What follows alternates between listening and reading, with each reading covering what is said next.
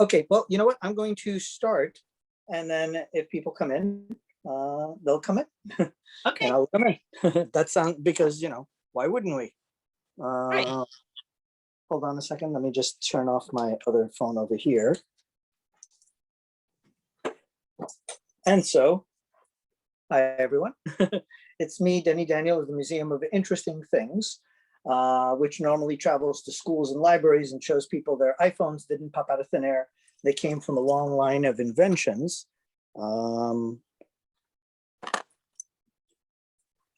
But if you were alive 100 years ago, all the items I'm probably going to show you tonight, you would have to have in your pocket to do everything that I do.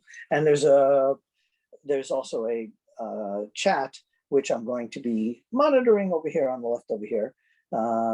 So you can take a look at the chat, and I know Nugent's Follies put in the donate in the chat also, so you know where to get that.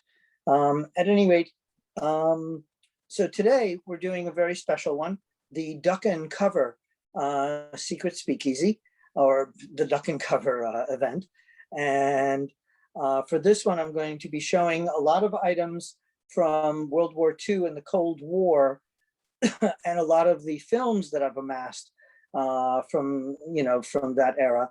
Although the first item I always like to show is way before the Cold War and World War II. It's kind of the star of the museum that I always like to show first for people who haven't gotten a chance to see it yet, which is invented by Thomas Edison. These are cylinder record players, wax cylinder record players from over 100 years ago.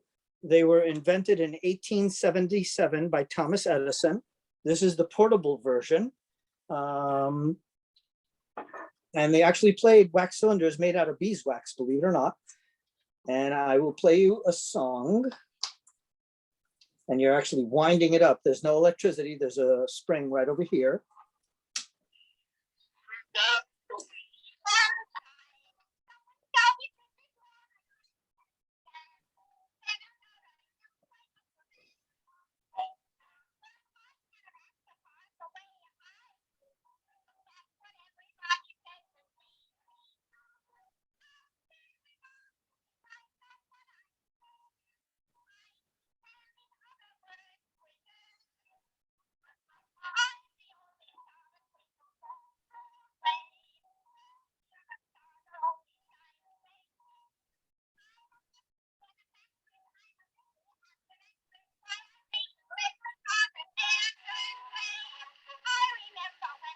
So you're listening to Ada Jones, who's kind of the Lady Gaga of the time.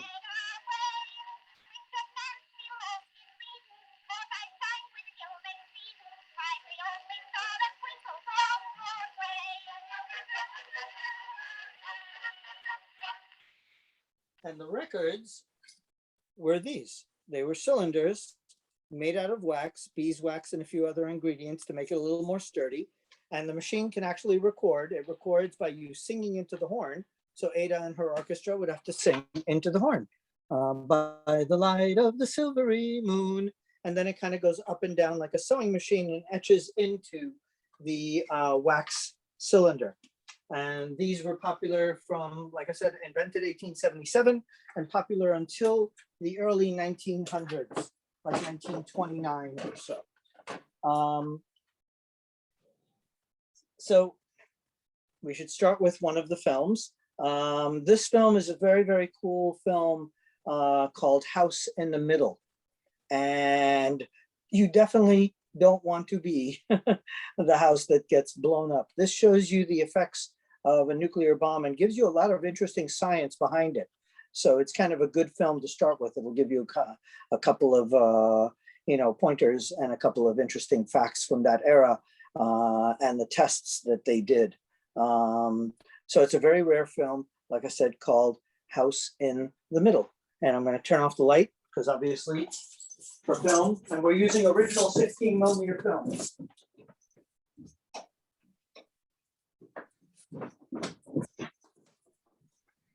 You're going to be watching on a 16mm Kodak projector. And all the films are vintage 16mm films.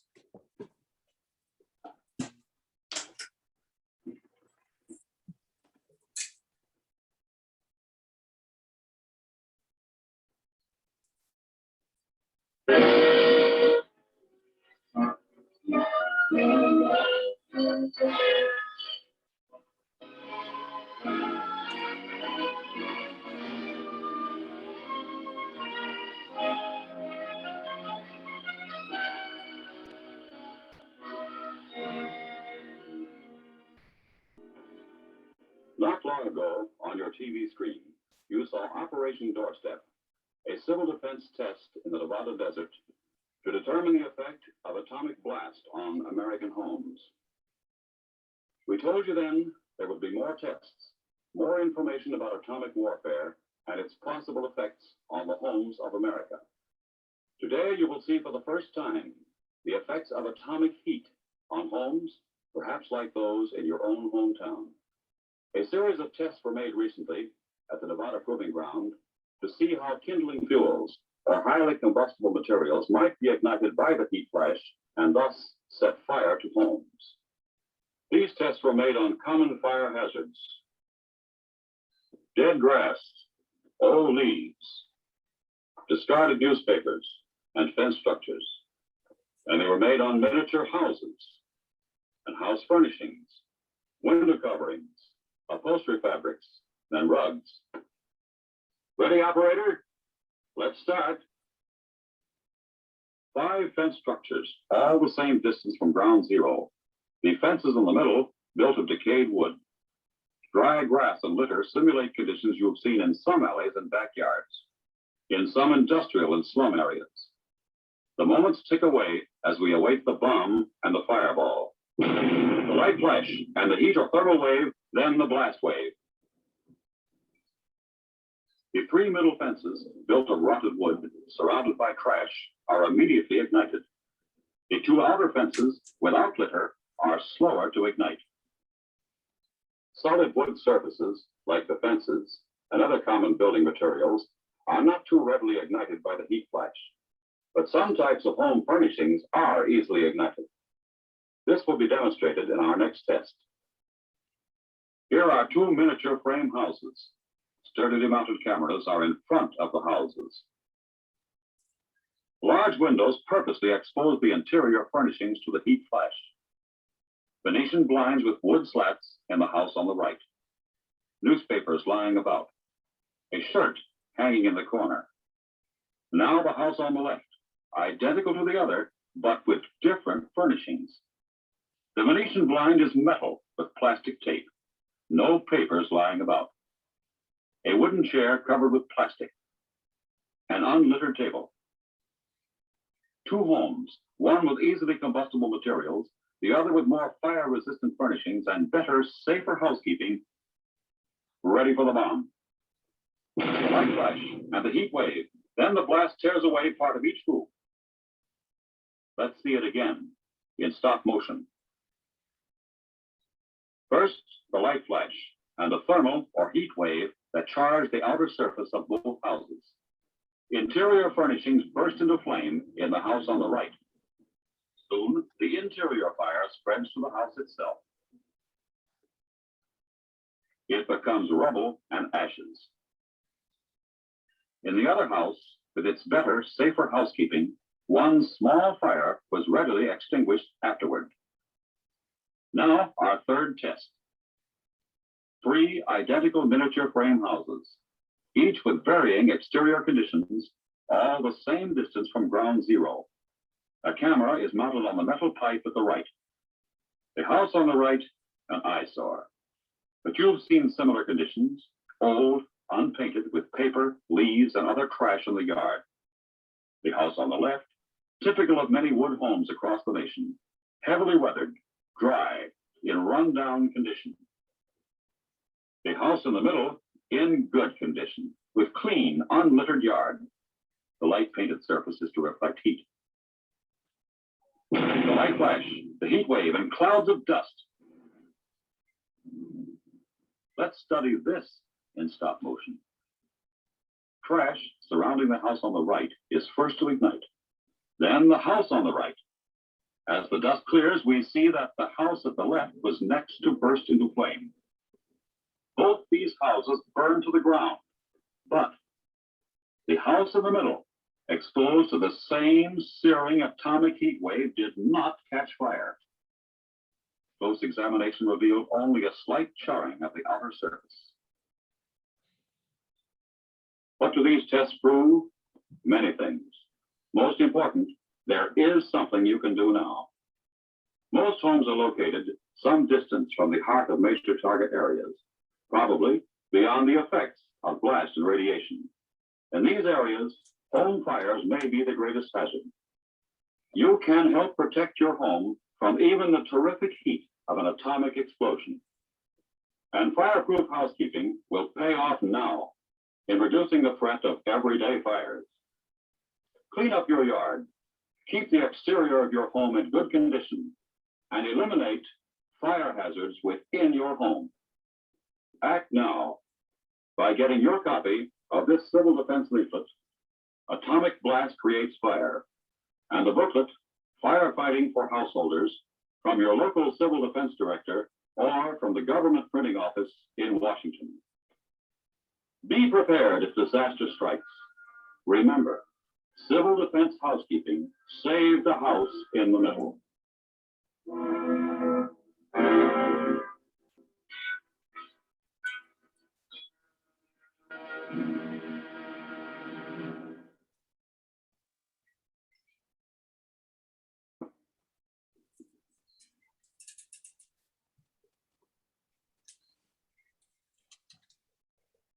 So that was House in the Middle.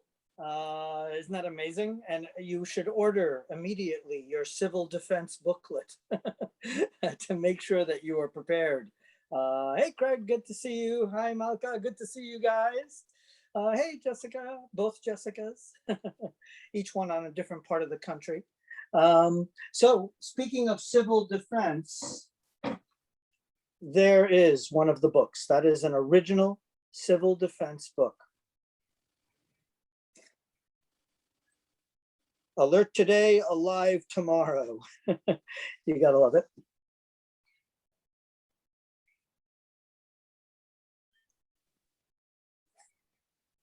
And I have a huge collection of civil defense stuff. I could literally fill the room with it. I wanted to show you a few of the items. This is an original New York City civil defense hat, which was for the fire department. I do a lot of work with the fire department museum here in New York. The fire museum are dear, dear, dear friends. I've done tons of gigs for them. So I'm putting together a whole show of different items for the fire department.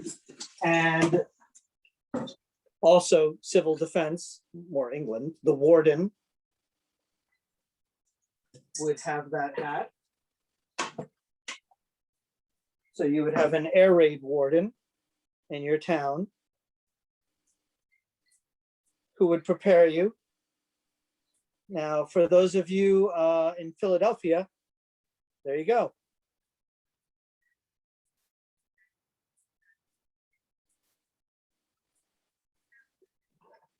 And you have to go to your fallout shelter. Do you remember these signs that were everywhere in the basements of buildings, in the schools? And our caption writer in Mississippi, her mom actually donated this. This was still in her house recently.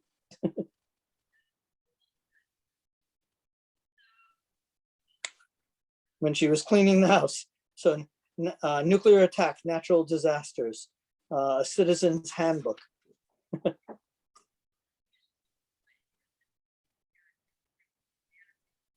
How cool is that? So now that you've got some of your reading materials to prepare you, then what you need is a little bit of a training film. This is basically one of the stars of our show. This is the Duck and Cover original film. So I actually managed to get it on 16mm film. It's what I call one of the museum's holy grail items. So you're watching this on original 16mm film on a 1960s Kodak projector, and imagine yourself in school, in middle school, high school, elementary school as a child of that era, the Cold War era, and your teacher rolls in this projector on a funny little rolling cart, you know, and shuts the lights in the classroom, and we're all sitting in our Zoom classroom, but then it would be a real classroom, and watching this film to see how we should, you know, react if the Russians finally bomb us. So here we go, duck and cover.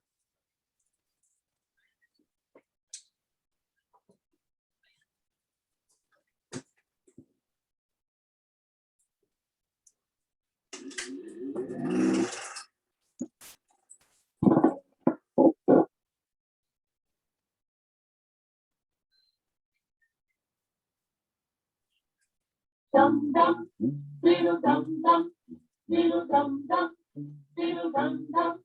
There was a turtle by the name of Bert, and Bert the turtle was very alert. When danger threatened him, he never got hurt. He knew just what to do. He ducked and covered, ducked and covered. He did what we all must learn to do. You and you and you and you, duck and cover. Be sure and remember what Bert the Turtle just did, friends, because every one of us must remember to do the same thing. That's what this film is all about. Duck and cover. This is an official civil defense film produced in cooperation with the Federal Civil Defense Administration and in consultation with the Safety Commission of the National Education Association. Produced by Archer Productions, Incorporated. Hey, Bert, come on out and meet all these nice people, please. Oh, all right. We really can't blame you. You see, Bert is a very, very careful fellow. When there's danger, this is the way he keeps from being hurt. Sometimes it even saves his life. That's why these children are practicing to duck and cover just as you do in your school. We all know the atomic bomb is very dangerous.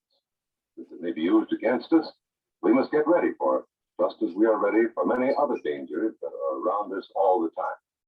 Fire is a danger. It can burn whole buildings if someone is careless. But we are ready for fire. We have a fine fire department to put out the fires, and you have fire drills in your school so you'll know what to do. Automobiles can be dangerous too. They sometimes cause bad accidents, but we're ready. We have safety rules that car drivers and people who are walking must obey. Now, we must be ready for a new danger, the atomic bomb.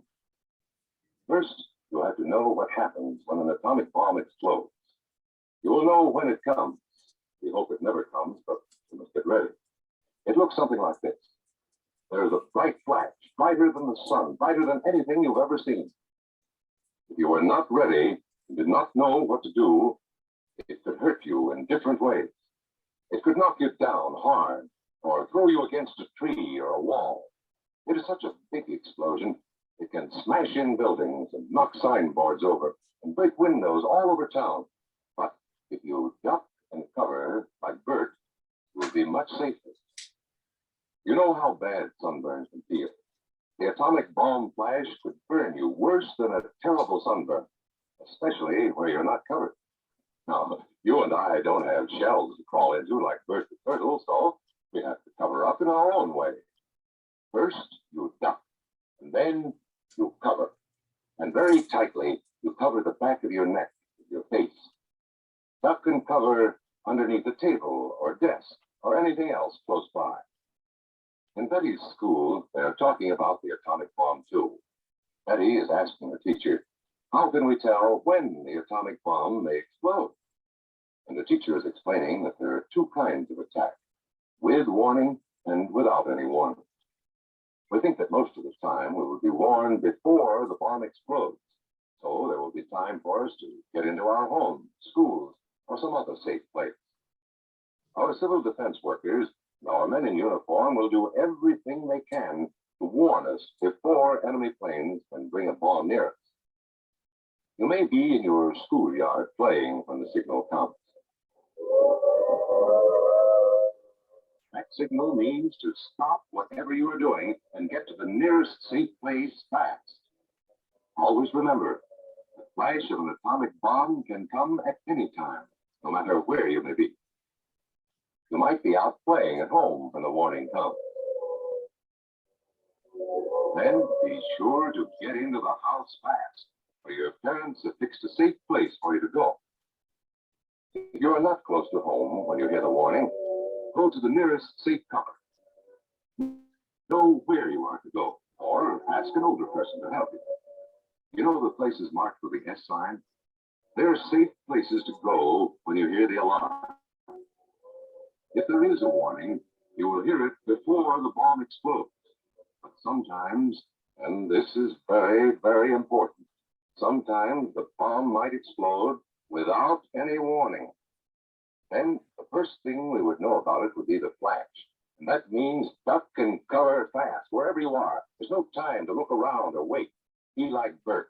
When there is a flash, duck and cover, and do it fast. Here are some older boys showing what to do if the flash comes when you are not in the classroom. This is what to do if you should be in a corridor. You duck and cover tight against the wall this way. Remember to keep your face and the back of your neck covered tightly. Try to fall away from windows or doors with glass in them. Then, if the glass breaks and flies through the air, it won't cut you. You might be eating your lunch when the flash comes. Duck and cover under the table. Then, if the explosion makes anything in the room fall down, it can't fall on you. Getting ready means we will all have to be able to take care of ourselves. The bomb might explode when there are no grown-ups near. Paul and Patty know this, and they're always ready to take care of themselves. Here they are on their way to school on a beautiful spring day. But no matter where they go or what they do, they always try to remember what to do if the atom bomb explodes right then. It's a bomb, duck and cover. Paul and Patty know what to do. Paul covered the back of his head so that he wouldn't be burned, and Patty covered herself with the coat she was carrying. They knew how to duck and cover. They acted right away when the flash came. If they had been at this doorway when the bomb flashed, Paul and Patty would have ducked and covered this way, like this girl. Heavy doorways are a good place to duck and cover. She will be safer too. Here's Tony going to his Cub Scout meeting. Tony knows the bomb can explode any time of the year, day or night. He is ready for it. Duck and cover. Atta boy, Tony. That flash means act fast. Tony knows that it helps to get to any kind of cover. This wall was close by, so that's where he ducked and covered. Tony knew what to do. Notice how he keeps from moving or from getting up and running? He stays down until he is sure the danger is over. The man helping Tony is a civil defense worker. His job is to help protect us when there is danger of the atomic bomb. We must obey the civil defense worker. We must know how to duck and cover in the school bus or in any other bus or streetcar. Duck and cover. Don't wait. Duck away from the windows fast. The glass may break and fly through the air and cut you. Sundays, holidays, vacation time, we must be ready every day, all the time, to do the right thing if the atomic bomb explodes. Duck and cover. This family knows what to do, just as your own family should. They know that even a thin cloth helps protect them. Even a newspaper can save you from a bad burn. But the most important thing of all is to duck and cover yourself, especially where your clothes do not cover you. No matter where we live, in the city or the country, we must be ready all the time for the atomic bomb. Duck and cover. That's the first thing to do. Duck and cover. The next important thing to do after that is to stay covered until the danger is over. Yes, we must all get ready now, so we know how to save ourselves if the atomic bomb ever explodes near us. If you do not know just what to do, Ask your teacher when this film is over. Discuss what you could do in different places if a bomb explodes. Older people will help us as they always do. But there might not be any grown-ups around when the bomb explodes. Then you're on your own. Remember what to do, friends. Now tell me right out loud. What are you supposed to do when you see the flash? Duck and cover. Duck and cover. Duck and cover.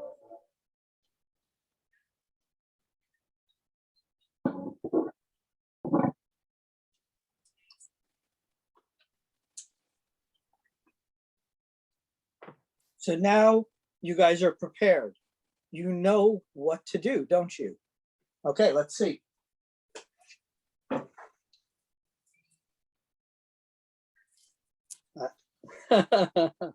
Excellent. Good job. Because believe it or not, that is the nuclear bomb. This is the warhead of a B-57. Let me read it right off of it. But it should be the B-57 if I recall correctly. This is the nose cone of a genuine part of a dismantled model B-57 thermonuclear weapon. The fact that this weapon was disarmed and scrapped stands as a testimony to the success of the Cold War by the United States. This part number is 250 out of 980 that were decommissioned back then. So that is an actual bomb. So now you can say that the Museum of Interesting Things is the bomb because we have the bomb. And I got it just for the punchline, actually. So the next film I have for you, since you saw the bomb, is the bomb.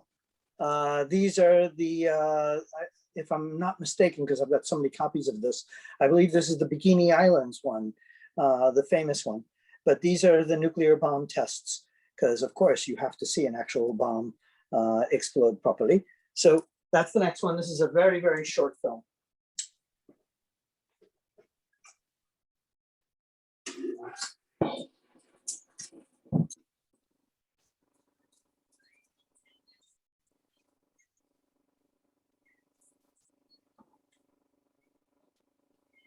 This one is a silent.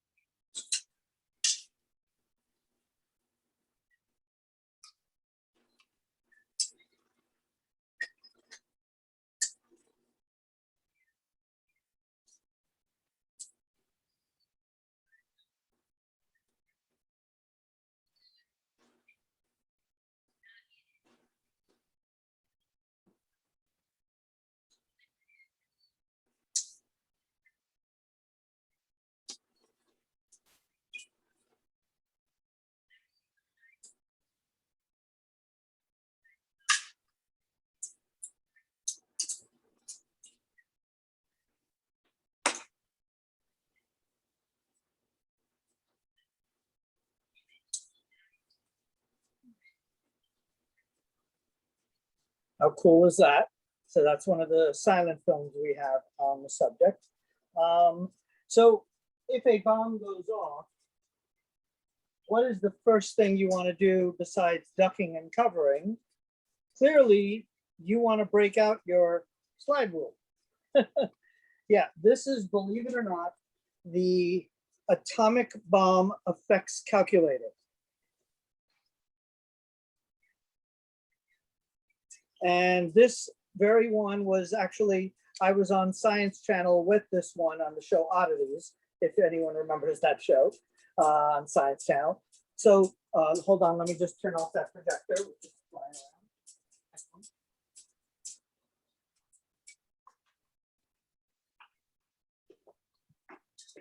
So this slide calculator would actually calculate the damage of the bomb. It's really a nuclear effects bomb calculator.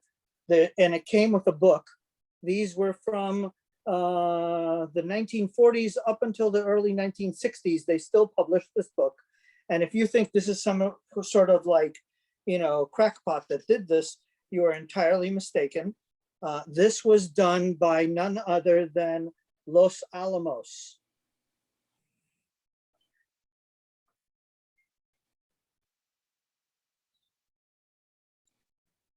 I actually have several copies of this book. It's become a star of our show.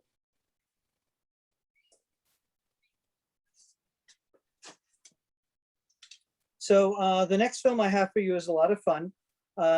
They had these films called Private Snafu films, which is situation normal, all effed up. And they were very cute, very interesting, and actually done by the guys who did Bugs Bunny. So often people like the Dr. Seuss and Bugs Bunny and all those animators, they were often Winsor McKay, who did Little Nemo. You know, a lot of times these guys were actually working for the war effort to produce films, to produce advertising, the posters that were made. So you'll even notice the similarity between Bugs Bunny's voice, because you've got Chuck Jones directing and animating, and you've got Mel Blanc doing the voices. And often, believe it or not, Bugs Bunny actually does cameos in some of the films too, but not all of the time. Most of the time they left it to this ridiculous soldier called Private Snafu, who would obviously mess up things. So this one is very important because this one is spies. So enjoy, and now you'll know what to do to make sure the spies don't get information from you.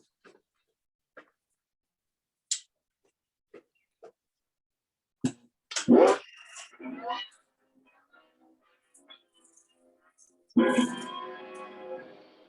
just learned a secret, Ninja Honey. It's a pip, but the enemy is listening, so I'll never let it slip. Cause when I learn a secret, boy, I zipper up my lip. Now the military secret that I carry in my brain, I keep in safe deposit with a padlock and chain. You bet I got a secret. When I bet we find it out. The soldier's got a secret, but I bet we find it out. Hello, Ma. I got a secret. I can only drop a tip. Don't breathe a word to no one, but I'm going on a trip. Don't breathe a word to no one, but he's going on a trip. Hey, give me some magazines to read for when I'm on the ship. Don't breathe a word to no one, but he's going to go by ship. It's a cinch to keep a secret. The fella just takes care. He's sailing on a troop ship now. We got to find out there. I'm a sound and silent soldier, just as steady as a rock. These two are a little secret with its chain and padlock.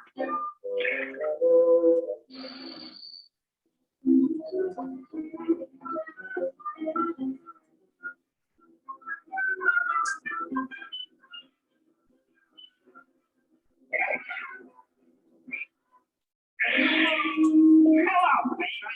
Hiya, Tupsy. Say you're a lifting tank.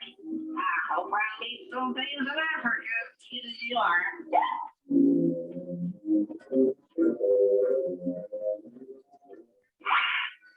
This message is important. I must fly it double quick. It's been a wonderful evening, and I'm glad to stay some more. But I gotta get a move on now. I sail at 4:30. He's got to get a move on now. He's sailing at 4:30. The Tokyo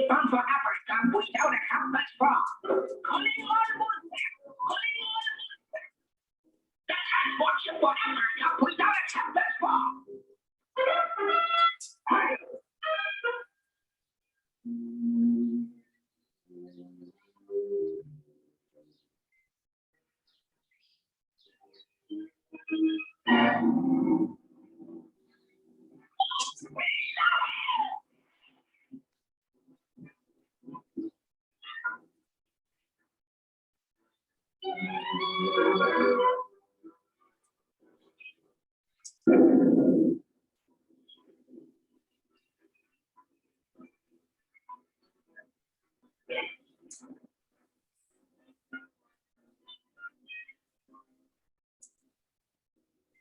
Now, who in the hell do you suppose it was that let my secret out? Much less that I heard you say my little dark house. Who in the hell it was that let your secret out?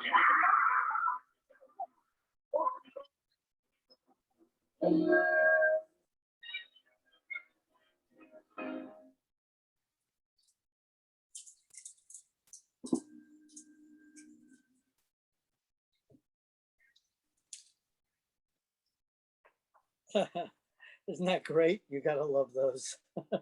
And you can see the animation that's very Disney, and you can hear the voices that sound like Bugs Bunny and all this stuff. So it really was produced by those guys.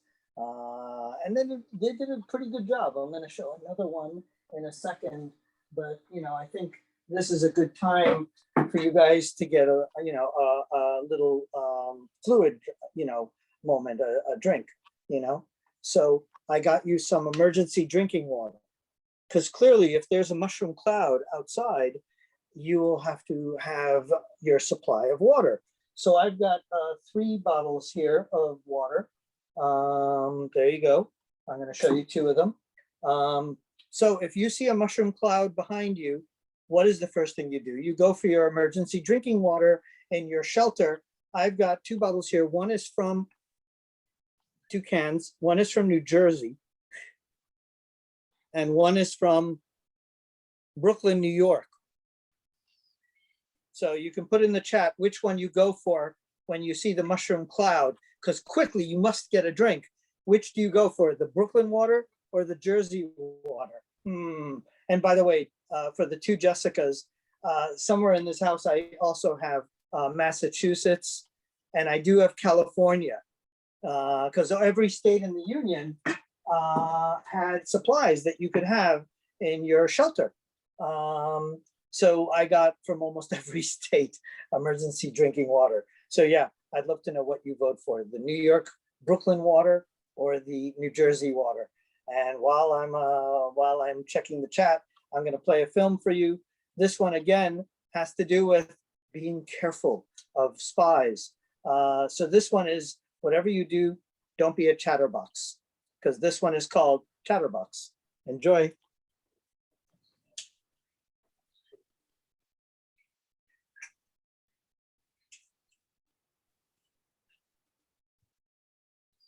Hold on a second, let me just.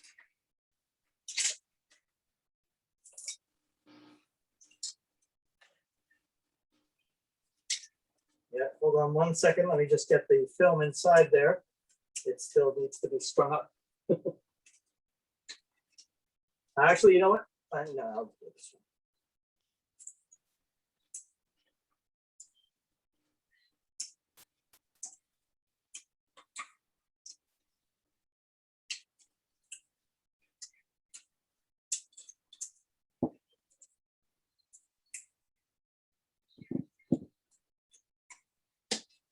I hope you got your answers for the Jersey or the New York water in there.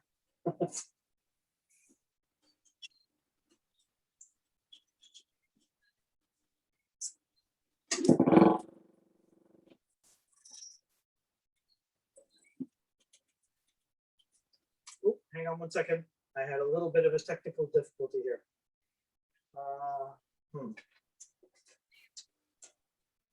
In fact, you know what? I'm going to play another film. This one is called Alert to Danger. So the next film will be Alert to Danger. Longview, Washington isn't a big town. In fact, you might confuse Bellevue with other small towns anywhere in these United States. You'd be right at home in the shoe store. in the dentist chair, having your picture taken, or getting a shave, hearing a young bride saying her I do, or a married woman saying how time flies, or the gal with the knack for fixing things, helping the man from the radio store put up the television antenna. It happens in Bellevue, but it can happen anywhere. And like everywhere, Bellevue has a volunteer fire department as American as a hot dog, and barn racing, and church bazaar.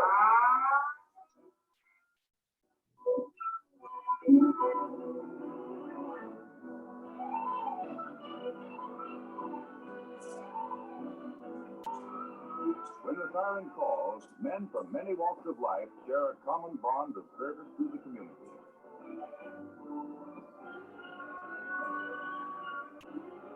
It'll just have to wait. Everything waits when the fire siren blows. Do it yourself assumes new meaning, and he says to her, you'll just have to do it yourself.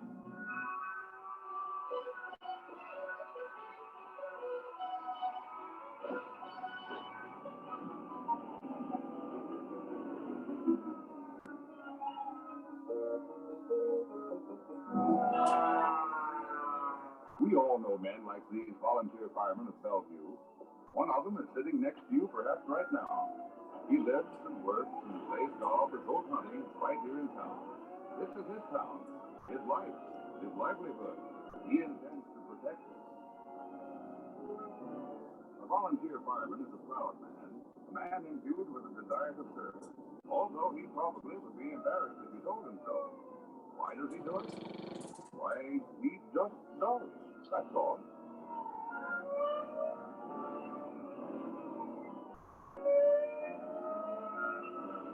An entire town has been alerted to danger, but only a few citizens of that town can meet that danger face to face.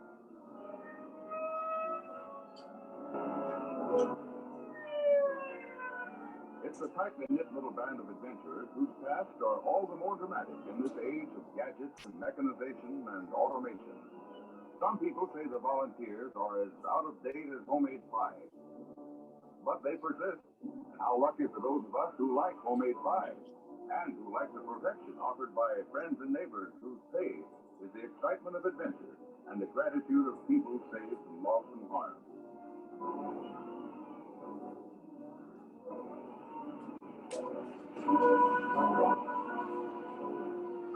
Only minutes have elapsed since the alarm was turned in, and the boys are about ready to do battle. They work as a team because they've been training as a team, because teamwork gets results, the kind of results that make themselves felt in statistics. Because some of our friends and neighbors drop their tools by day and forego their sleep at night, a terrible menace loses some of its sting.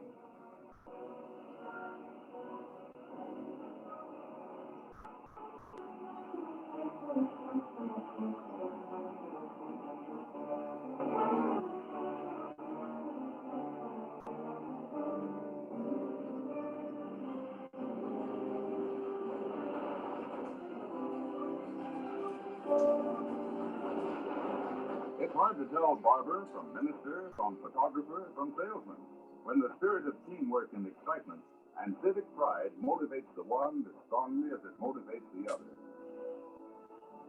Well, that's that. One more job done. Let's clean up and head back to town. Seems there's a little unfinished business back there.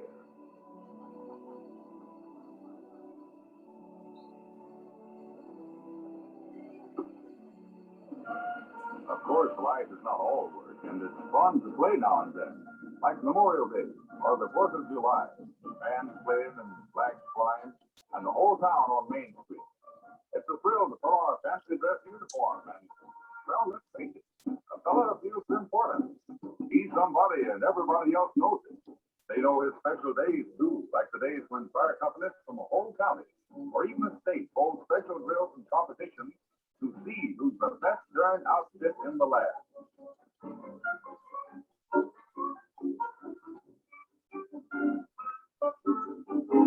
Today, more than ever, a fellow belongs. This is his team, his company, his gang on Fireman's Day. He may not run for a touchdown or hit a home run or win a 100-mile stock car race, But to him, this is more important. A sporting event that has all the elements of competitive thrills and excitement.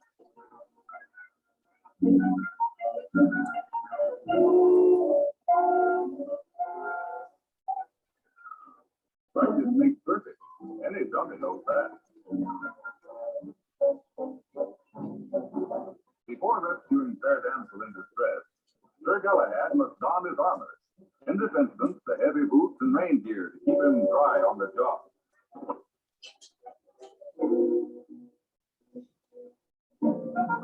Hey, there's the fire.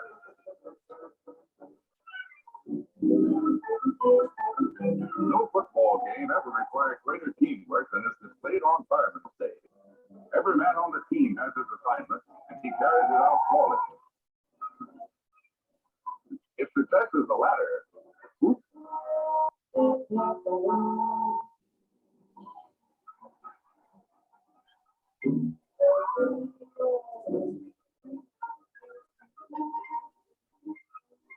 They race time today for the prestige and the glory involved. Tomorrow, they may be racing time for the life and property involved.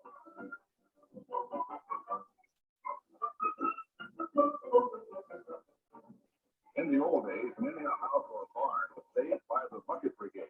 No hoses then, no pumps, just manpower at work. Stout arms and stout buckets, a veritable caterpillar of action from source to south.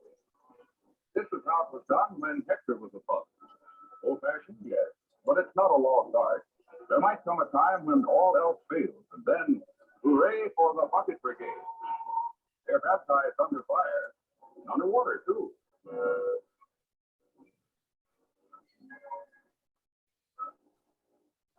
This is a time when a feller needs a friend with a spot.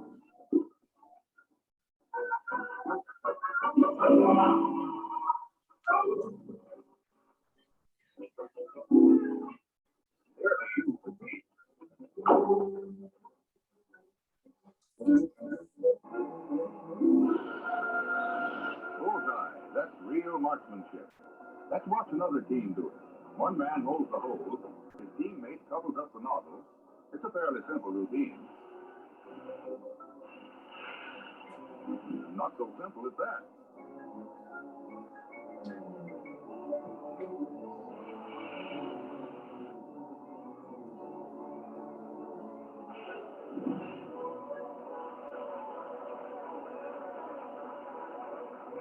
They love it. We all love the volunteers. They're a glamorous crew, but few of us know the hours they spend on unglamorous pursuits, such as going to school, studying, keeping up with the latest techniques in firefighting. This could be any night in any town, USA. It's well after midnight. The only person awake is the man on duty at the firehouse. Then, somewhere, a frantic phone call. The alarm sounds. Sleep is a thing of the past for the volunteers. They're dedicated men. When they're called, they go in a hurry.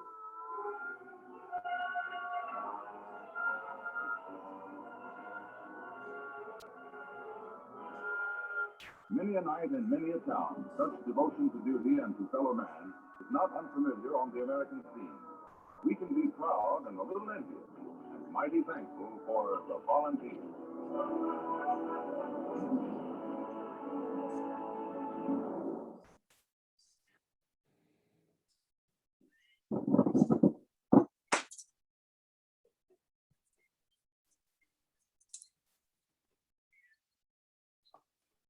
I love these announcers. You know, from that era, they just have such an interesting voice, and it just have that style of that era, and the cute humor and everything. It's really fun to watch. So the next one I'm going to play is Chatterbox, but as always, I've always got an interesting thing to show you.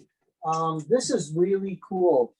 This I got from the guy who actually was in this location. There was something called the dew line, and the dew line was basically the line of centers area where scientists were stationed, and they were supposed to watch to see if we got attacked by a nuclear bomb. And so these guys were there, 24 hours a day, 7 days a week, 365 days a year, because you never knew when the Russians were going to bomb us. So somebody had to be awake in all of these stations at all times, monitoring, making sure. Now imagine all this time, has there been a nuclear bomb hitting this country? No.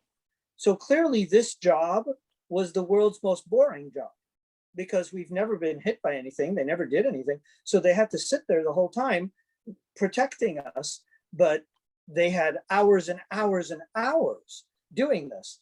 And it was the most remote location. First, I'll show you the actual facility. Now this is, I got these from the actual son of the guy whose daddy used to be one of these scientists. And these guys were absolutely amazing and brilliant. And this guy learned photography, set up a photography lab and in the science station, and started photographing and developing his own film. So these are one-of-a-kind prints of the actual lab that came from his son. So that was the actual lab. To give you an idea of how remote it was, that was the mountain it was on. So imagine trying to get to that every day. That's where you have to go to work. Well, you live there. And in order to get there, a very good point. How do you get there? If you needed supplies, they had to fly the supplies to you. You were not going to a deli. There was no deli. There was no town. There was nothing. So basically an airplane would have to come there and get you your supplies. It was very remote. And to give tribute to these people, just like our soldiers that were, obviously doing this for the veterans. This is his actual dad who made these pictures. And you see the gear that these guys had behind them in order to monitor. And yeah, these guys were instructed to protect us. So I fixed the film. It's ready to go. We're going to watch Chatterbox. Enjoy.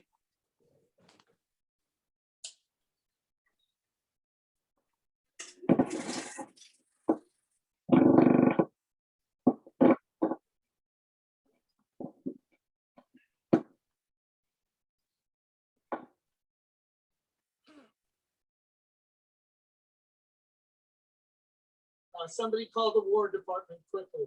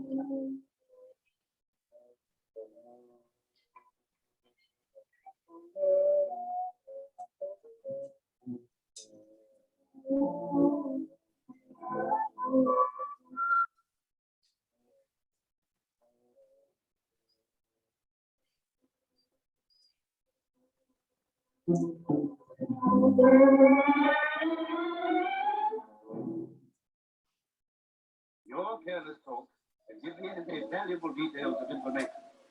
Details, fragments, odd bits and pieces which he can string together into a complete pattern of our plans. You may think you can trust the person you're talking to. A close relation, a lifelong friend, but you never know whether he or she will pass it on. You never know until it's too late. And just as you have trusted them, they may trust someone else. One by one, they pass it on. Before you realize what's happened, your scrap of information has become common gossip.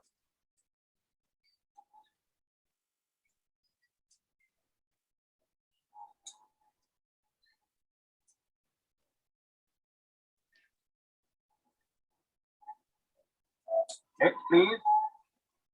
Sooner or later, your news will reach an enemy edge. And who's to blame? All the loose-mouthed, careless fools who talked. And more particularly, you.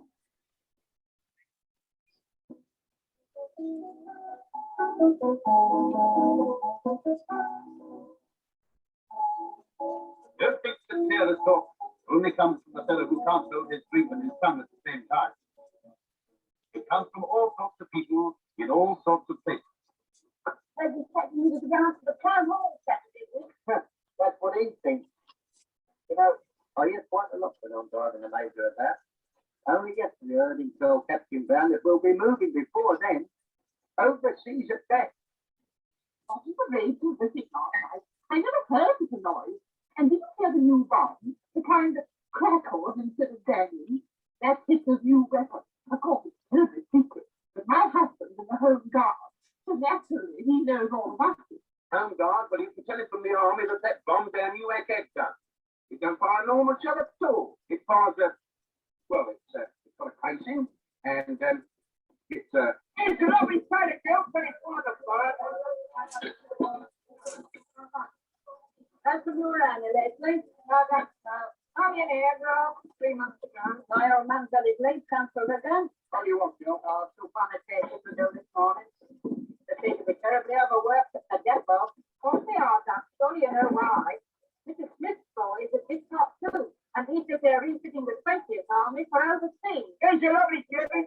So that's what it is, is it? My husband always says if only he had a chance to talk to the General Alexander. Sometimes you yourself are so familiar with the information that you imagine there's nothing secret about it at all. Yes, but in experience, we always get so independent on one way, no. Now take another night. Work okay, got long way, short way, and intercom. In fact, there's a coil. Everyday knowledge to him, but it may be news to the enemy.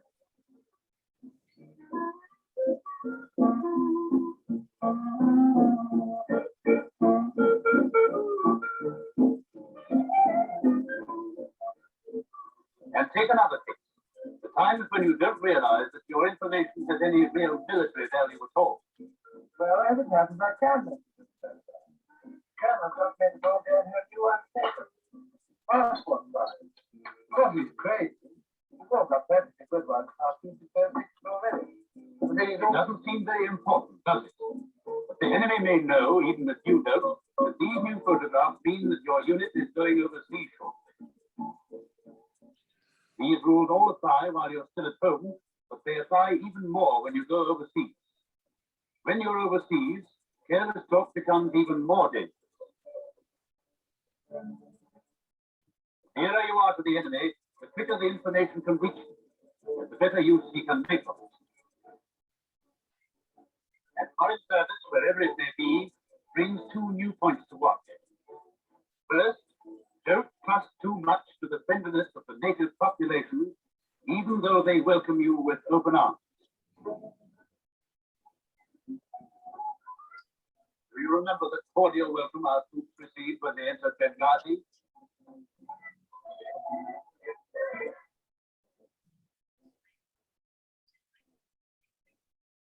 Now see how the same people welcomed the Hun a few months later, ready apparently to cheer all comers. The second point is even more important. Don't imagine that foreigners can't understand English just because they show no signs of doing so. Overseas, too, there's always a tendency to relax when you're behind the lines, the feeling that you're miles away from the enemy, and that no one who matters can hear what you say. Don't you believe it? It's still careless talk, and it's still dangerous. You know, we should have been in a hell of a mess if the Navy hadn't come along. You weren't holding the place very strongly, were you? Strongly? We only had a company and a half. You know, that sector always has been very lightly held. Lord knows what will happen if the Hun attacks again. But still, maybe things go stronger than we are. There's another time when you're liable to relax, and that is when you are wounded. But once again, remember, foreigners may understand English, even though they don't appear to. Now, sir, Jackson Marcus. And the same thing, isn't it? That's just about in 60. Oh, hang on.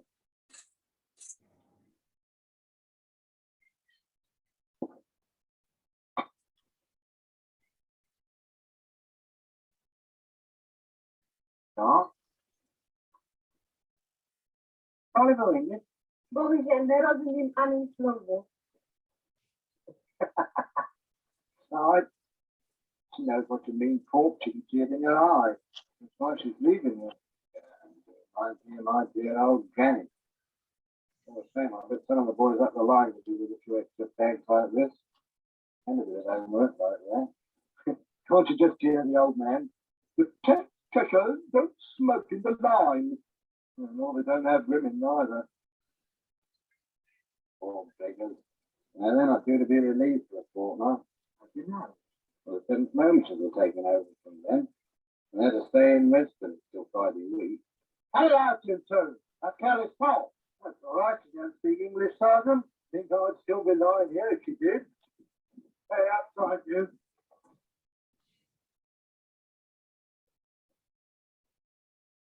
Nasadano horses, no safety.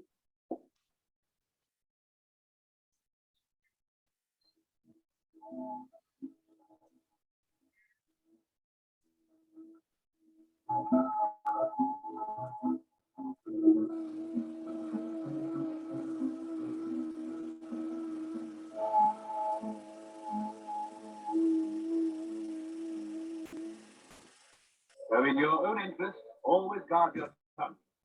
Don't let sanity show off your nose. Don't let drink oil your tongue. Don't trust anyone, not even your best friends. Don't imagine that foreigners can't understand. Don't relax behind the line. And never take friendliness for granted. Tiny fragments of news may not seem vital in themselves, but added together, they can build up into a mass of information and tell the enemy exactly what he wants to know. There's only one safe way to keep a secret. Wherever you are, keep your mouth shut.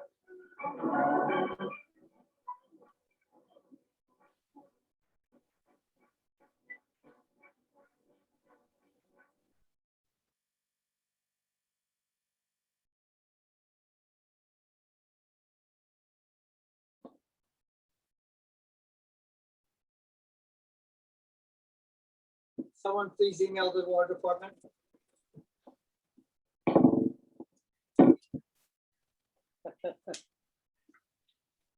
So yes, Maka, I did inform the War Department. Hey, Lewis, welcome. And the way I informed the War Department was, and this was actually one of the stars of my one of my first TED Talks. Here is an original pigeon parachute. Yep, this is an original pigeon parachute. Now, why would a pigeon need a parachute was my question. What do you think?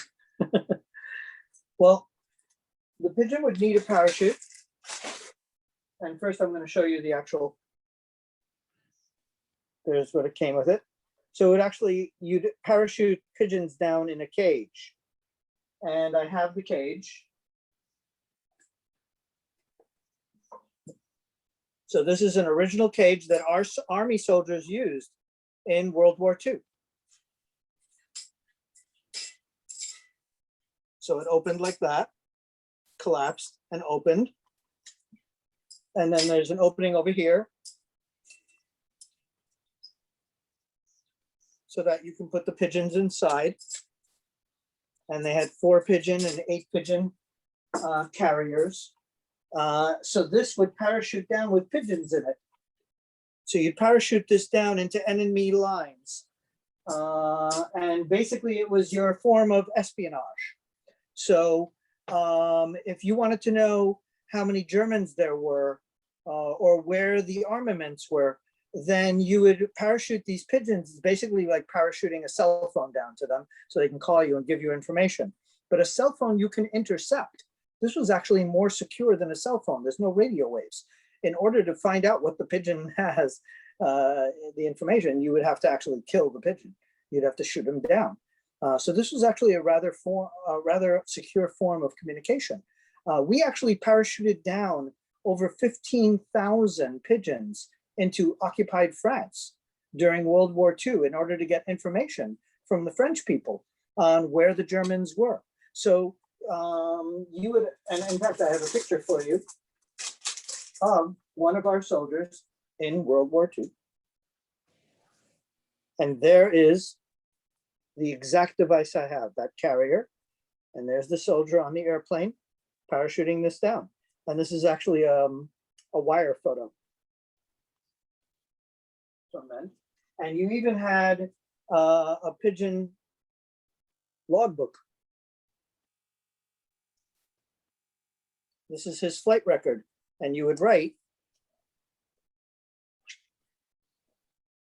all the information down there.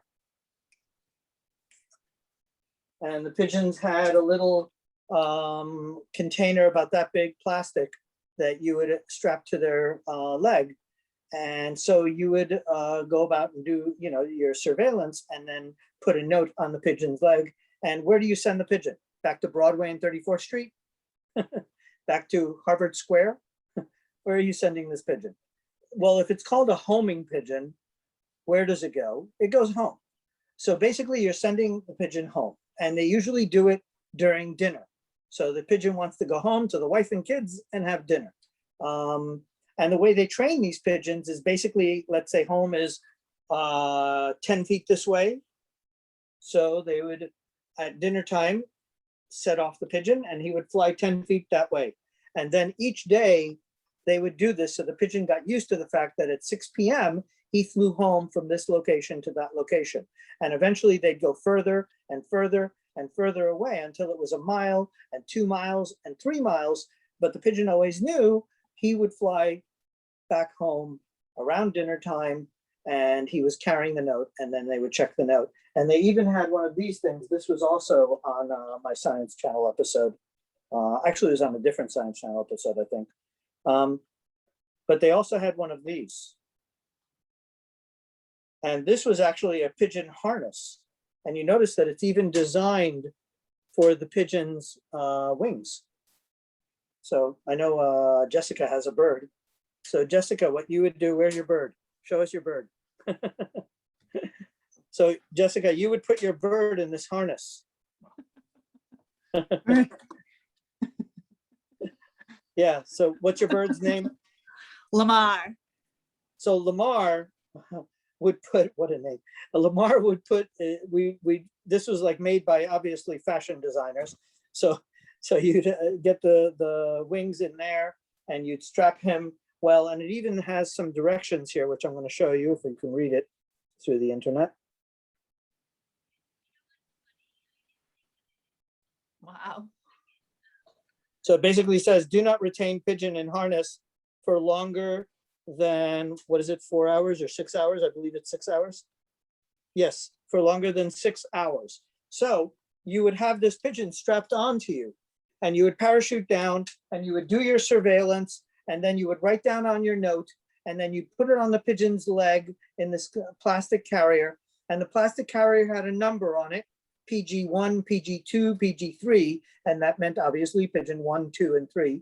And you would send that pigeon back to base, to home base, and get the information. And there were several thousand pigeons that came back from occupied France that gave us information that helped us win the war. So this was very serious and often, and very effective. And often you would actually send 3 pigeons. Why? Because one pigeon might get eaten by a hawk. One might get lost, or who knows? The Germans actually figured out that we were sending off pigeons. So often the Germans, rather than shooting us, would shoot the pigeons because it was more important to shoot the pigeons. Those pigeons were asking for more armaments, for reinforcements. So it was almost more important to catch the pigeons or to shoot down the pigeons so that, you know, we couldn't get reinforcements, or to give information on where the Germans were. So yeah, there was a whole, situation where pigeons would get shut down. So you'd have more than one pigeon for sure. Maybe that's even where the idea of, you do it in triplicate. Maybe that's even where it came from. So that ends my pigeon story, but actually we have an enormous collection of pigeon stuff from the wars all the way up until the the Korean War. I've got the booklets on how to train them and everything. I could do a whole show just on the carrier pigeons. It's really a fascinating story. And there are still people that race pigeons in Brooklyn. If you ever see those pigeons flying around, there are still people that keep pigeons and race pigeons and all that. It's a big thing. In fact, that community likes me, and they've gotten me a few items. I've gotten it from the pigeon people. So the next film, let's have a little bit of fun, is, again, we talked about the air raid wardens. So let's meet the most professional air raid wardens you will ever encounter. Laurel and Hardy. Enjoy.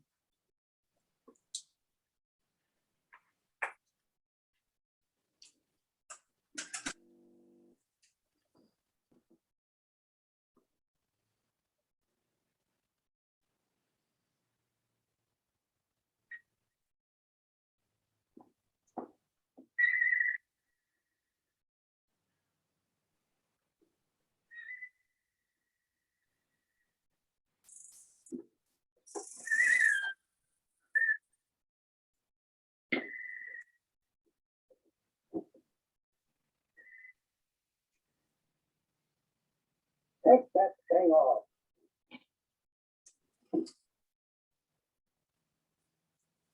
Now get that whistle out of your mouth. Now go to sleep.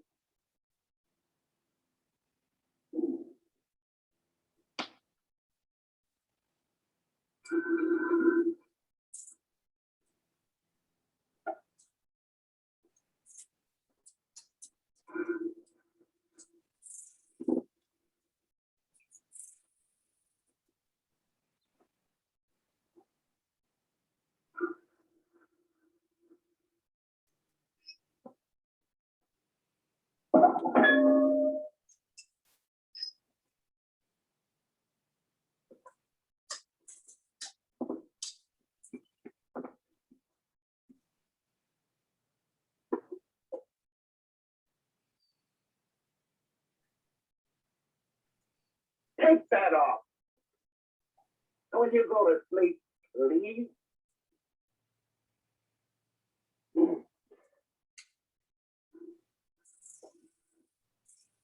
See who that is.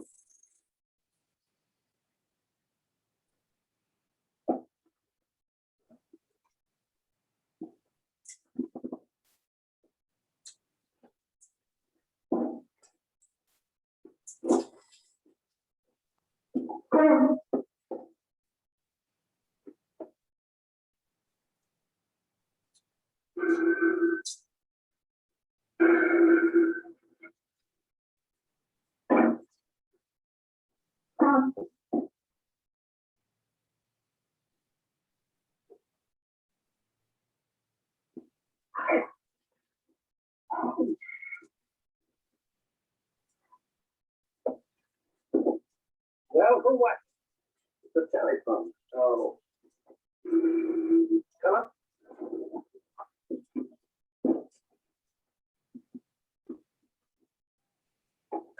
Lauren Hardy, bicycles, breaker alarms, locks and keys. Bill calling, blue alert. Repeat your phone. Stand by for the rest. We're on our way.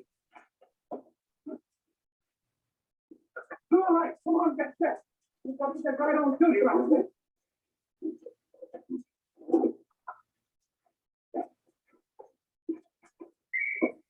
Oh, put that whistle down and get set.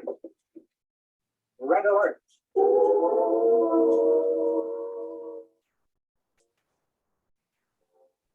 alert.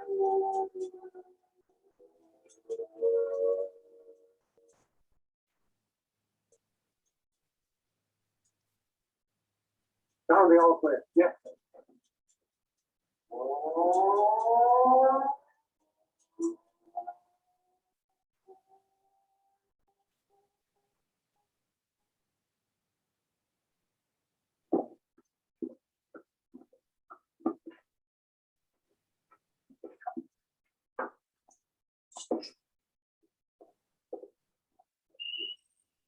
Not the whistle, ring the bell.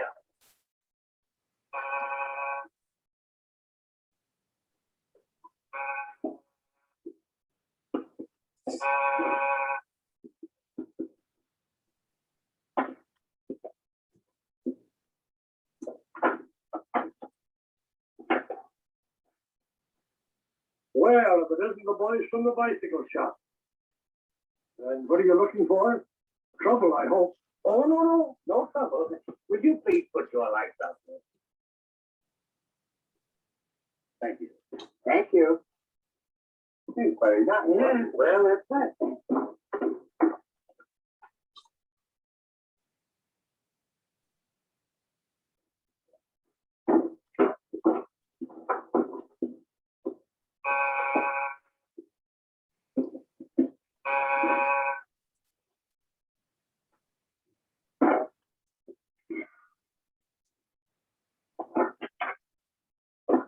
If you don't stop ringing that bell, I'm going to throw him in your face. Nevertheless, sir, I must insist that you turn your lights off. And if not, would you mind pulling down your shades? Would you like to pull them down for me? Oh, I'd be glad to. It'd be quite a pleasure.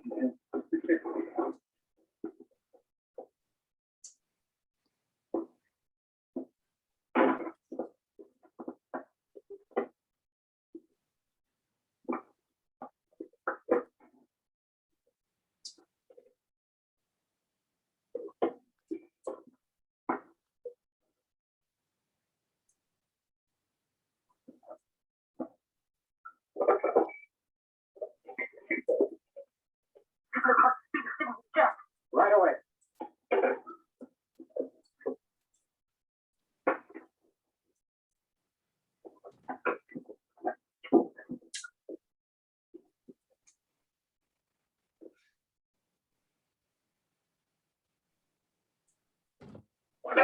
Ooh. Ooh. Ooh. Ooh.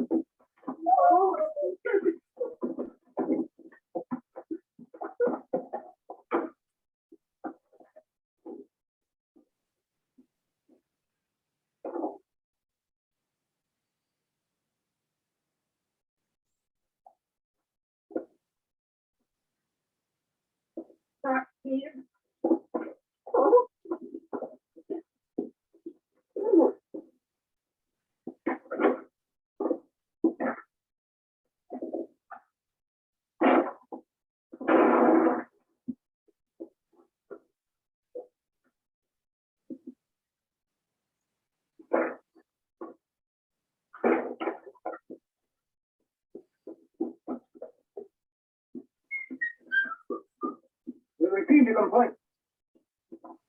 Take a look under that cover. Couple of months come in here and tried to wreck the joint. Now it's like a gin mill. Done.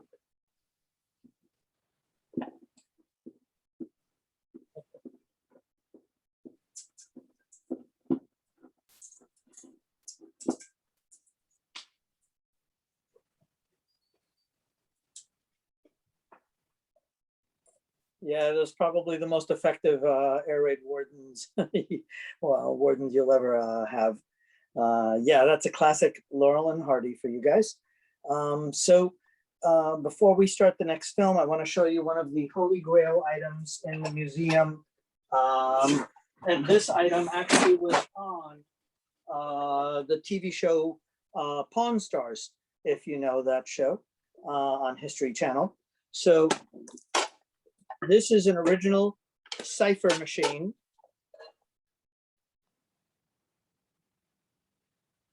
From World War II, and they continued using these actually up until the Korean War.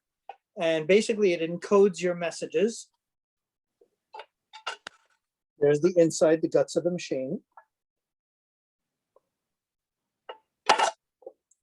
So basically you would type in a letter and it would come out as another letter.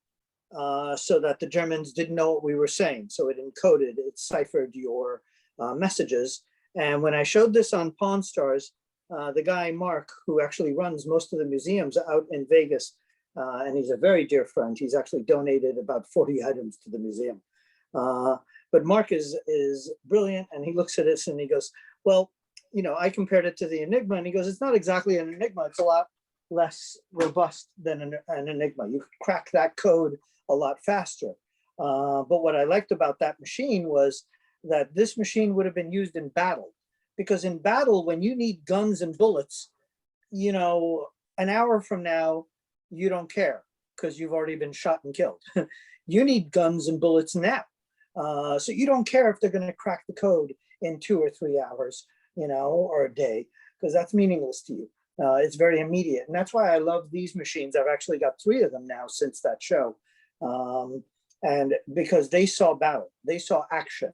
Any soldier that was using that machine was not safe in an office. He was on the field getting shot at. So these machines helped save their lives because, like the carrier pigeon, this was a quick way to communicate. But when he mentioned the Enigma and that it's not an Enigma, I thought we should get an Enigma then, right? Well, getting an actual Enigma from World War II would basically mean probably selling my apartment, but getting parts of an Enigma, I can get. So that is the actual rudder, the most important part of the Enigma. This is what you're encoding. And you notice how beat up it is. That's because with these machines, if you get captured, if you're leaving the facility, the location, and you're not taking, and you're worried about the machine getting captured by the enemy, they actually had instructions on how to destroy it. And it was everything from hitting it with a hammer, dropping it out a window, throwing it in a lake, shooting it with your gun. Anything you could do to destroy the machine, you did. So the Germans tried to destroy their Enigma machines because it was a big thing trying to crack this code. This was one of the best machines out there. There's that movie that everyone talks about, The Imitation Game, on how they crack the code. So I've got actually about 6 rudders from the machine, parts of the actual body of the machine. Like I said, I think it's one of the most important stories out there. Another very cool item is, I don't know if you guys have heard of it, the Doomsday Clock. Have you guys heard of that? So that is an actual publication from the guys who did the Doomsday Clock, the Bulletin of Atomic Scientists. And so this clock would tick either closer or further away from the midnight hour. Once it gets to that point, we're basically doomed. The Doomsday Clock. And there are very interesting points in history. If you look up on the internet, when it ticked closer to midnight and when it didn't. For example, the Cuban Missile Crisis. Very important moment in history when that ticked closer. Now I believe that's still online, the Doomsday Clock, but they actually published a bulletin, and this one is from March 1954. And that's where the Doomsday Clock was at that point.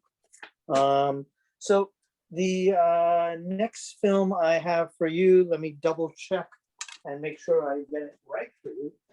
Oh yes, I had mentioned that we should start in the advertisements, it mentions that we have some space films for you as well. So I don't want you to leave empty-handed of your space films. So the next film is the Apollo 11 footage. So this is a short film actually produced by NASA on the Apollo 11 mission. So enjoy.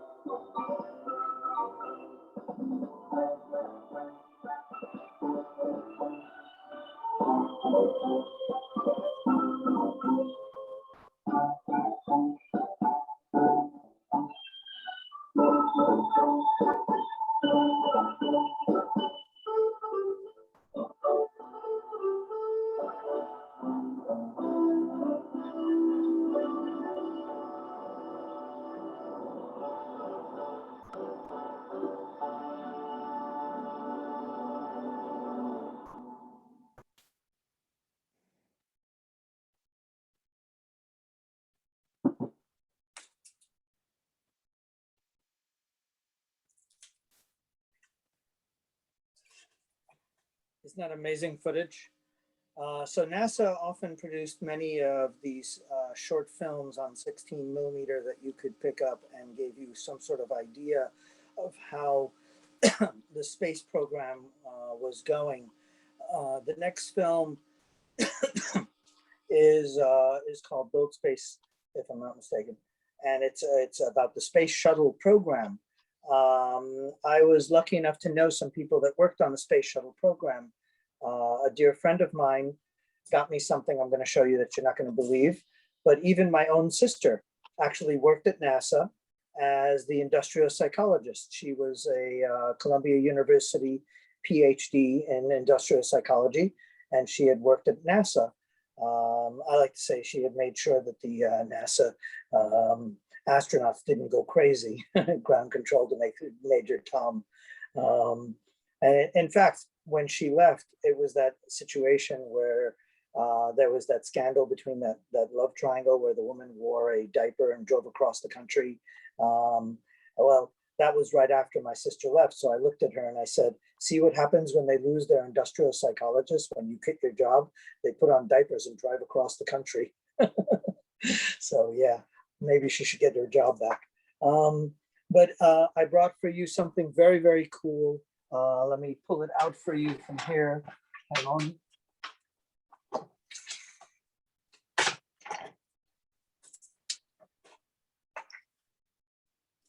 So one of my friends who's a NASA engineer actually designed parts of the launch pads and parts of the space shuttle. And he managed to keep some of the original space shuttle jumpsuits.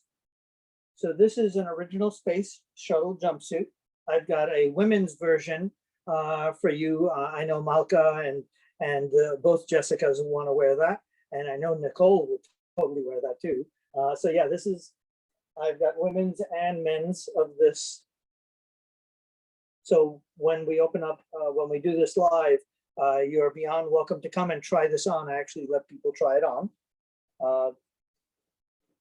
And actually, one of the first guys to try it on when we did our speakeasy, our Doomsday Speakeasy, was this like total beefcake from Brooklyn. And the guy was bulging out of it. And every girl in the space said, you know, you should just give it to him and let him go on the New York City subway system with that, because he looks really good in the space shuttle jumpsuit.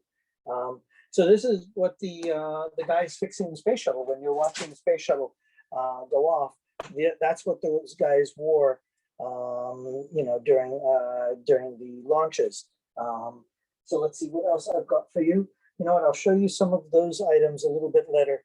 Let's do the space item first, which is the build space footage. All right, enjoy.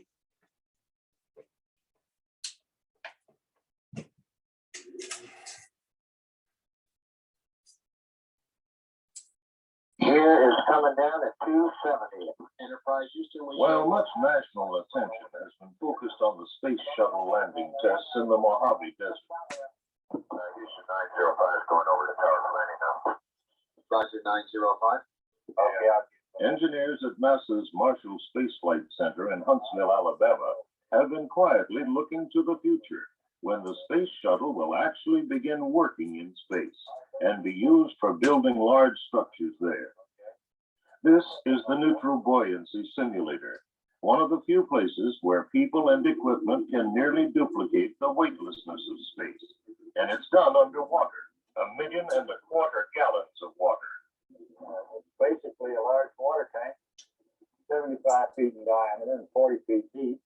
And we 12 object spacecraft components, spacesuited engineers and astronauts to become neutrally buoyant so that they neither sink nor float, but remain at one level, very much in the same way they would in space.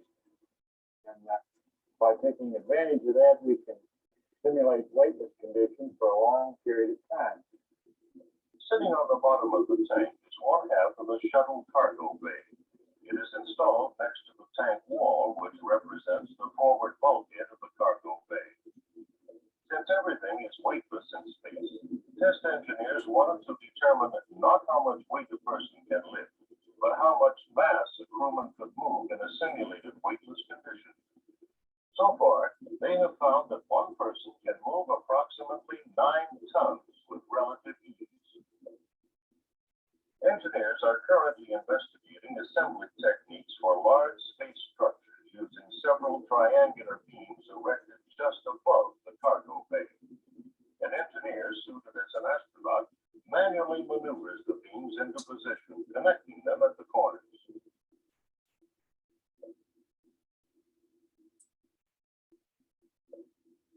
A second method involves the use of a free-flying platform, or a kind of a space forklift that carries beams from the cargo bay to the various locations where they'll be installed.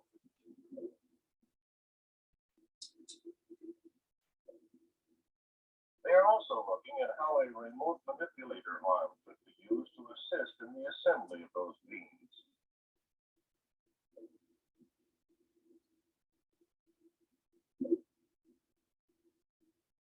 One of the tank's portholes is in the same place that the payload specialist window would be located on the space shuttle. From there, the payload specialist, without going outside the spacecraft, could lift equipment or satellites in and out of the payload section. One of the modes that we have investigated is the removal or deployment of a satellite with the remote manipulator arm, and also the aid of a suited crewman located in the cargo bay with the cargo bay doors open. Also, that satellite can be retrieved in much the same way and stored in the cargo bay and brought back to Earth for possible servicing, or maybe just examination in the cargo bay and then redeployed. Even a very simple version of an astronaut maneuvering unit, first used in the Skylab program, is being evaluated.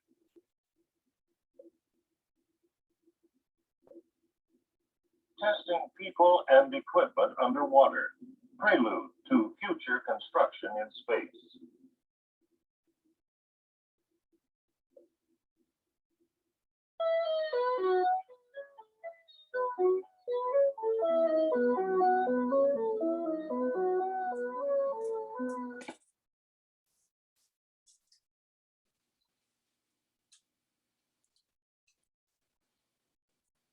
Isn't that great? Yeah, that's one of the NASA space reports, and it's before the space shuttle. How cool is that? So I wanted to show you a couple of really cool items. Well, first of all, let's go backwards in time for a moment. That is an original Doughboys helmet from World War One that you always hear about. I actually showed this I do private shows. The Museum of Interesting Things has a location on Broadway where I can do some shows for people. They show up and call and do an appointment show. And I had actually had two Army soldiers there, a couple, a woman and a male. And he saw this and said he preferred this design to the current design, which uses all this like, you know, Velcro and foam and all this other stuff. And he said, well, that actually makes you like sweat in it. And it ends up being like a really yucky sponge, you know, like a wet sponge on your head. And he said, it's very uncomfortable. And he said he would actually prefer this to this design inside the helmets to that one. Ironically, who knows if they'll end up going back in time. And then, of course, I showed you my nuclear bomb, the nose cone to the bomb, but you can't set off the bomb without a key. So there is a key. Now, this is, of course, if you notice, a Russian one. So I've got the American bomb and the Russian key. So hopefully I can use Google Translate to make it work, which doesn't work that well anyway. And this is obviously a replica. Otherwise, I would be able to set off Putin's bombs from here, which would be interesting. But yeah, that's a replica of it. And during that era, it was, you know, now we have these community gardens, but they actually go back to the World War I school gardens and the World War II community gardens. And the many companies, but especially the government, would publish these booklets on how to make your victory garden. And they had cookbooks, which I have a ton of these cookbooks. I think they're just incredible. And all these how-to books on how to make your victory garden.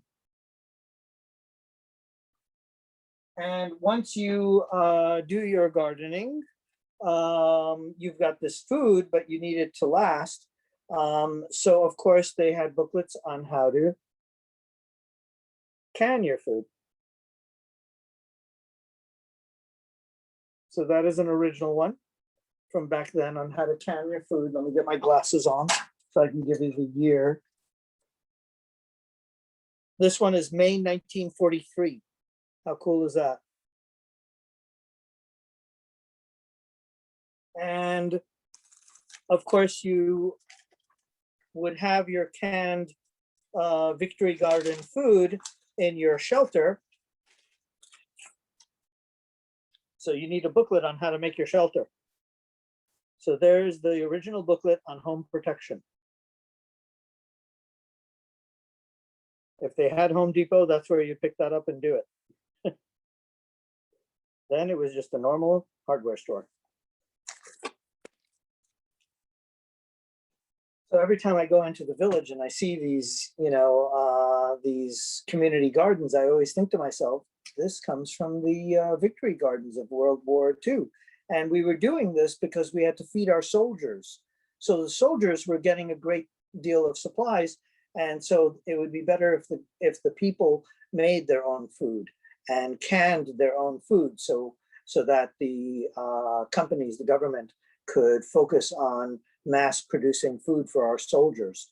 So this is a big part of the war effort, and people were very, very into this whole thing. Okay, so I'll save the last two for after the next film. Let's have a lot of fun again with the next film. We'll get back to Private Snafu teaching us how to behave. So we went through spies. Now we need to circumvent rumors.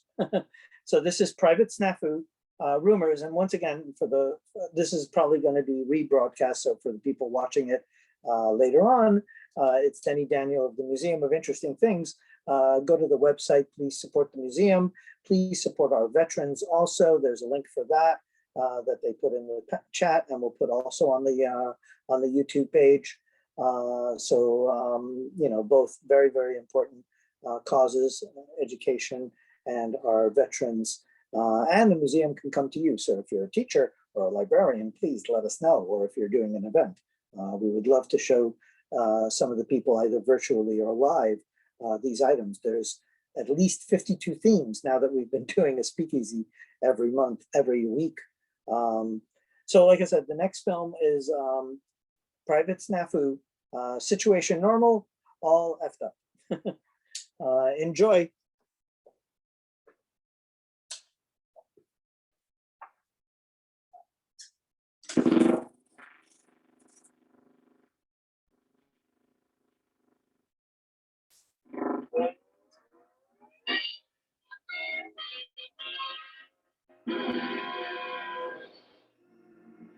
It was a bright sunny day with the air fresh and clean. Not a rumor was stirring, except in the latrine. Hiya, Snafu. What's new? Oh, nothing much. Nice day. Nice day for a bombing. Yeah, nice bombing weather. Bombing weather. Sounds harmless enough. Innocent stuff. But let's take a look in and find out what's cooking. Bombing weather. Bombing weather. Bombing weather. Bombing weather. Bombing weather. Just between you and me, I think we're in for a bombing. The hot air is blowing. A rumor is growing. You're about to bomb. You're about to bomb. Did you hear about the terrible bombing last night? Well, I heard it on the authority.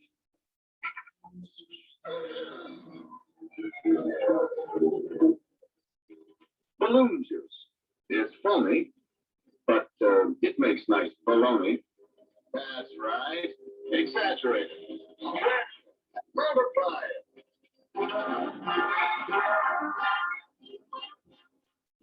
Shoot off your face. And baloney is flying all over the place. We're still ready for war. Yeah. They blasted it out of the bridge. Yeah, was like that. What's the matter with our plane? They popped them off like kites. 10 parachute troops landed right on the White House lawn. The Florida coasters mouse with invasion barges.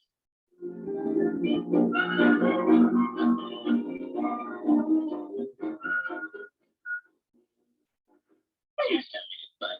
Did you know that we had nothing to fight with? And our shells are all duds?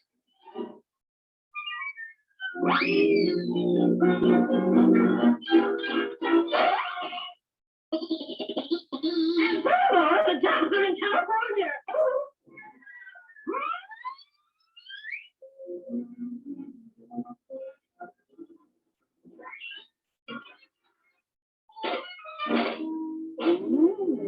Wait until you see their new secret weapon.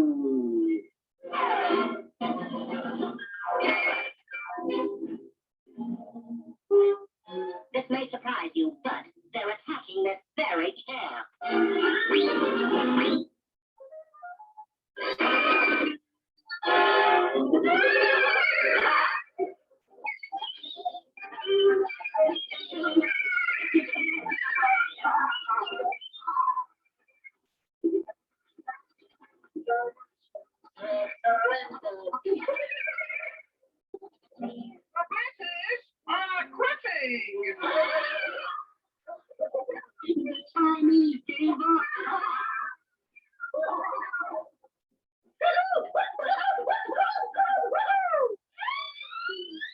It's all over.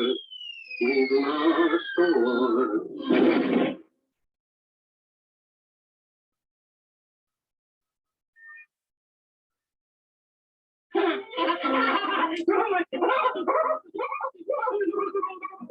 Nice weather for a rumor, Nina.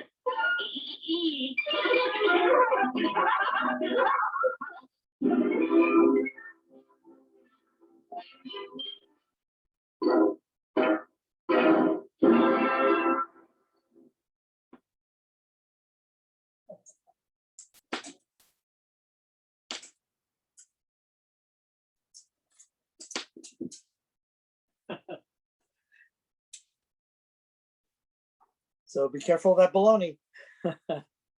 I love the private snafu ones. Pretty much we're almost at the end of our show. The last items I have to show you are quite fascinating. During that time after we dropped the bomb, kids were so interested in the bomb and no longer cowboys and Indians and things like that, that every product had to do with nuclear power.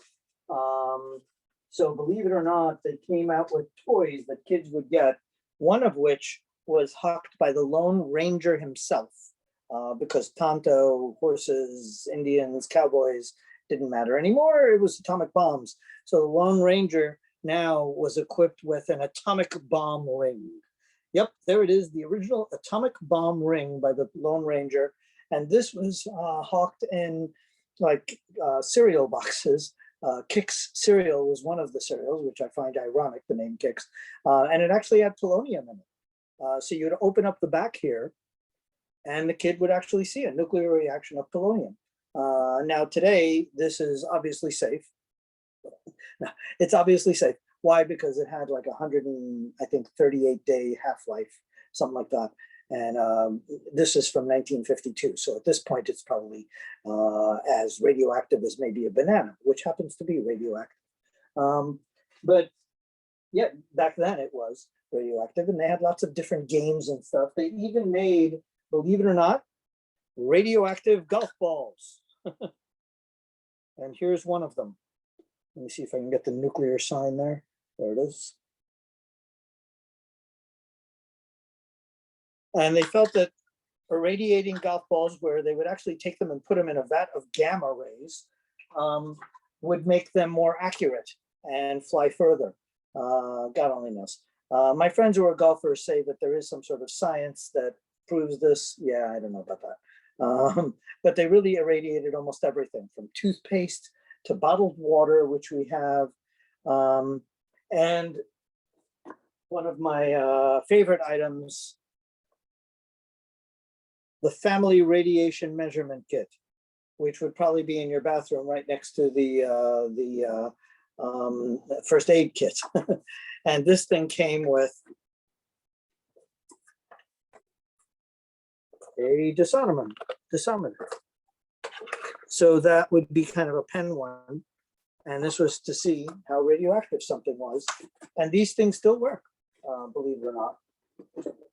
So since we're talking about all sorts of radioactive things, let's get back to one of the films, the last film, which is only a couple of minutes long, and then we'll end our show. This one is D-Day. Now that you're all prepared for D-Day.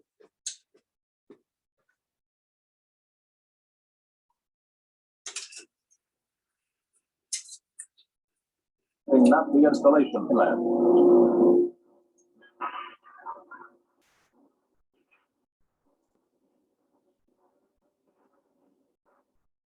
Casualty piggybacked to an apex of horror. One British, one French, one Polish, Hitler's battle-hardened battalion, and they met head-on. The result in loss of life staggered the imagination.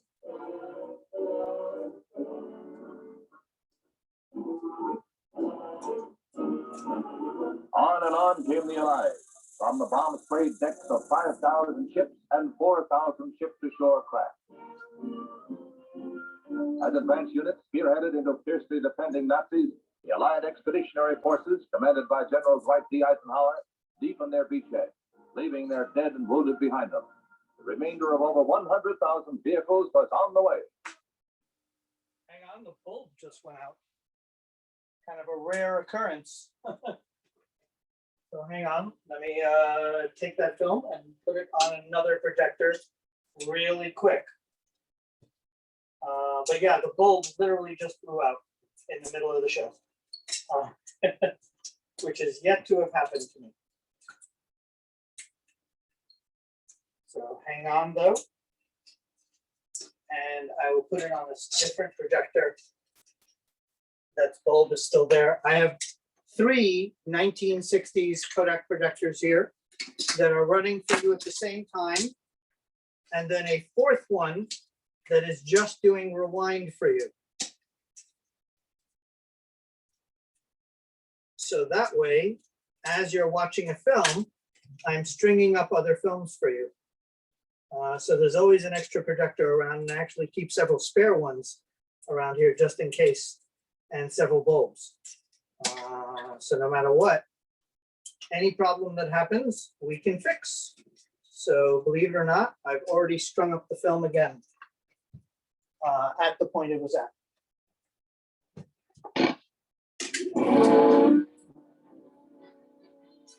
As supplies came in, the wounded went out in a continued and monstrous operation.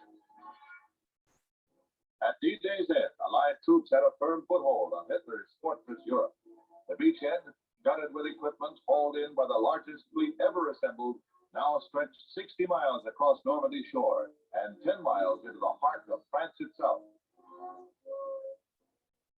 During the days following the landing, the Germans savagely resisted the Allied advance in the bloody hedgerows of Normandy.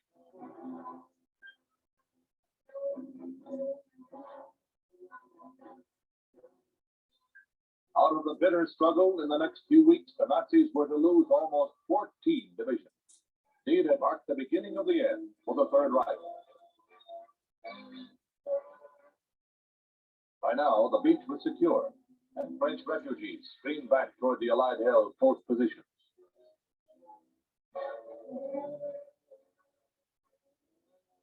Luckier GIs moved up behind life-saving mine detector units as the relentless push from the beach continued over the pockmarked roads of embattled France. By August 1st, General Patton's tanks were blasting the outskirts of Saint-Malo.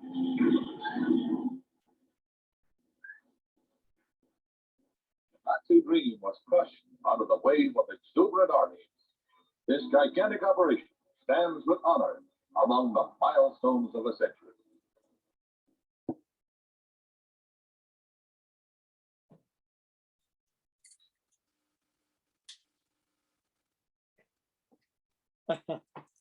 So another really, really amazing bit of footage, and you getting to see me under crazy pressure where a light bulb goes out.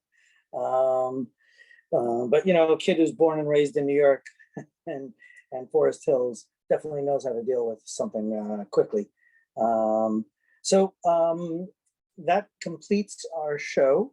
The last item I want to show you having to do with the whole nuclear program is fascinating, because believe it or not, someone that you know and love and grew up with was very into the whole atom bomb, well, atomic energy, not atom bomb, but atomic energy. He felt that atomic energy would power everything, from your car to your refrigerator.